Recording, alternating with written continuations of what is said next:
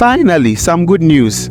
After 3 long years of delays, the Kumasi Airport expansion is getting back on track, thanks to a big new cash injection from the government.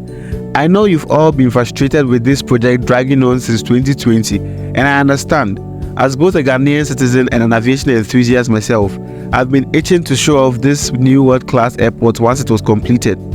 Well, looks like our patience is finally paying off because the finance minister just released 7 million euros to get the contractors back to work on finishing this project, and I think it's about time they finished it. As many of you know, the expansion and modernization of the Kumasi Airport has faced several setbacks over the past few years, much to the frustration of locals and travelers alike. The project was originally scheduled to finish in June 2022, but due to constraints in securing finance and Ghana's economic downturn, progress slowed to a crawl, with only 90% of the work completed so far based on the initial construction plan and timeline. This delay has been a real concern, especially as passenger and cargo volumes have been increasing to the airport over the past few months. This increase is in line with Kumasi's business and tourist boom. The current facilities have just been struggling to meet the demand. An upgraded international airport has always been crucial for a city as economically vital and important as Kumasi for it to be able to support its growth.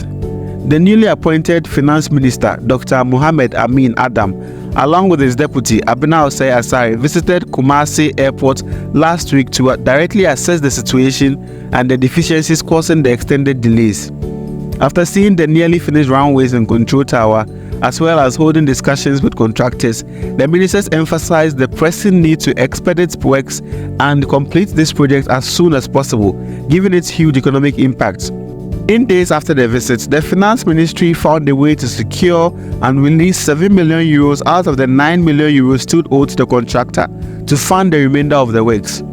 While speaking to the media, Dr. Amin Adam expressed his confidence that the contractors could deliver on schedule and urged them to meet the tight 2 months deadline now being proposed for completion.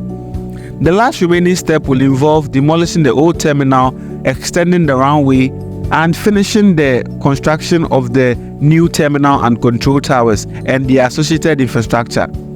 The new finance minister also announced that the final 2 million euros will be disbursed to the contractors within a week. So as it stands now, any hindering funding headaches halting progress will be solved. No more excuses or delays from the money side.